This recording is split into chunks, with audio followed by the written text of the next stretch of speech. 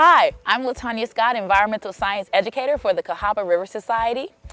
I got started as an environmental science educator in college. Well, let me go back. Growing up, my family took my brother and I outdoors and we would explore. We would have the time of our lives. We would camp, we would fish, we would hike. I tell this story all the time. Me and my brother used to compete to climb trees. And I have always had a passion for the outdoors. And growing up, my family nurtured that. I went to college and during my matriculation, had the wonderful opportunity to experience a field trip of going canoeing. I've never been canoeing. I've always wanted to go canoeing. I love the water. I love being outdoors. And so I signed up for the field trip.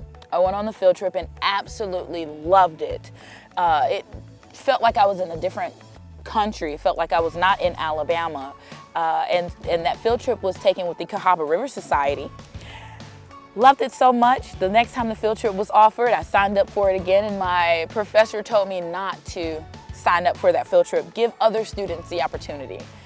Well, I wanted to be on that field trip. So what I did was I continued to keep asking to go on field trips, and I'm not going to go too far into details, but I want you to take a little bit from this story. Even if you're told no, press on, because I went on that field trip 3 times, and by the 3rd time I was teaching the material that I learned on the first trip. And with me going back repeatedly, being on that field trip, the instructors, who are now my co-workers, wrote up a job description with me in mind. And with that being said, be resilient. Never give up when somebody tells you no. And always apply yourself, always work hard, and always want to be in the room. Me being an environmental science educator, I don't look like other environmental science educators, and I'm always in the room by myself. And what I mean by that is I'm either the youngest, or I look different, or I'm the female. I never look like what environmental science educators should look like, but be out of the norm. Be yourself, have energy, be resilient, always want to be in the room where it happens. Hamilton. What I would tell young girls who are either going through a tough time in school or not knowing where their path is taking them is to go over and beyond. And what I mean by that is, if you're having a tough time in school, if you are having a tough time with an assignment, if your teacher says, I want a 3-page paper of talking about yourself, write a 3.5-page paper, go over and beyond. There is no problem with doing more work. And with that, you'll open up different doors and paths. Now, if you are having a difficult time with things that are going on, or you're not sure where your path is going to take you, always remember not only to build yourself up, tell yourself affirmations, be yourself. Do not pretend to try to be other people because you see them getting X, Y, and Z. Be yourself and continue to promote yourself. Love yourself and be resilient. Always be able to bounce back from that. My parents, they were and are very important in my life, especially growing up. Because without their personal interest in the outdoors, I probably would not be where I am today. My mother and father, their family took them fishing, especially my dad's family, took him fishing, and he has old pictures of him holding fish. But when the year 2000 came, July 22nd, 2000, my mother and my father went on a fishing trip in a little boat, and my father drowned and my mother was in near drowning. And if a gentleman that wasn't fishing on the shore, he was fishing on the shore, if he wasn't there to see my mother's fingertips in the water because she couldn't swim, then I would have not had my mom today.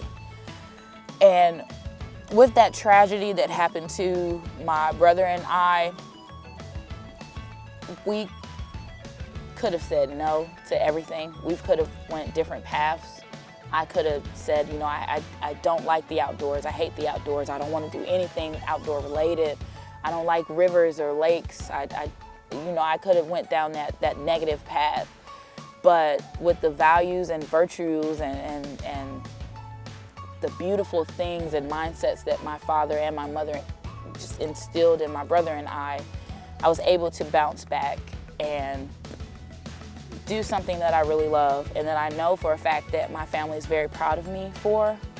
Not only showing toughness, strength, resilience, focus, and determination, but also forgiveness of the situation that happened. My mother and my father are very important to me, and even though my dad's not here physically, he's still important to me. They're important. I love them. I love my mother like no other. Her being a single mother, raising 2 kids on her own, pretty tough, very tough actually. And but she still found the time to nurture what I like: sports, nature, fishing, hiking, and she still loves to fish. Still loves to go fishing. She is a riot. So parents are very important. Please mind your mother and father. Please listen to what they have to say, because what they say is better for you, is best for you. And you're gonna realize that it is best for you when you are out in the world on your own, thinking about the lovely lessons that they taught you. My last tip of advice for you all, I know that I've talked about resilience so much. It's because it's something that I believe that everybody should have and everybody should work on.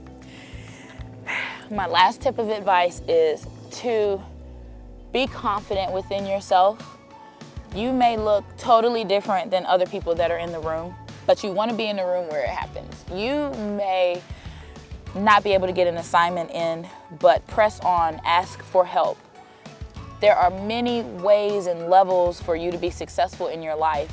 You just have to reach out. You just have to ask questions and go over and beyond. And I just want to tell everybody, thank you so much for having me here. I'm very happy and blessed to be able to share a little bit about me. And always, always, always wake up in the morning, when you stretch, brush your teeth, comb your hair, wash your face, look in the mirror, and tell yourself that you're a girl boss. Hashtag girl boss. The advice that I would give to my younger self would be, do more. I would give myself that advice. I would tell myself to do more. Don't be afraid to take chances, and be busy. Don't be lazy, because I looked in my past and I was a little lazy, but I would tell my younger self to do more. Take a hold of different opportunities that come, and don't just say, I can't, I don't think so, and I'm scared. That means that you should do it if you get nervous. If it's good. There are many different species of darter fish. So there's actually the watercress darter. It is in a, protected habitat, which is located over there in Roebuck, Alabama, by the Hawkins Recreation Center near the golf course.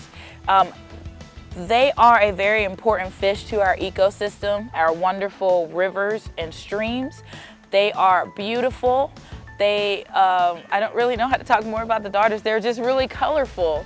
They're really cool because they're really tiny, but they can grow to about 3 to maybe 4 inches long, and they have huge pectoral fins. And so what they do is they face the current, and so they put those pectoral fins down so the current can hold them against rocks.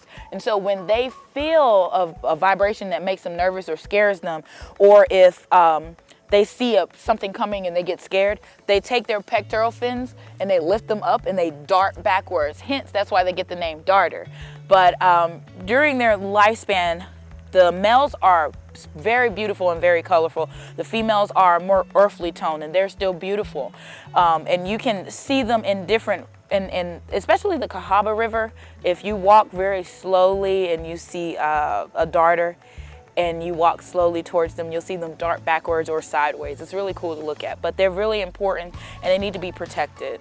A lot of our fish that we have in the river are not doing so well, so we want to protect those fish. All right, so the Cahaba River is very important to me and to nature, not only because it is beautiful. It is 191 miles long. It provides over half of Birmingham's or the region's drinking water for residents. It's a great place for recreation, but the reason why I love it and I'm very, very in love with it is because I take students out to the Cahaba River to do field trips. We run our CLEAN program, which is Children Linking with the Environment Across the Nation.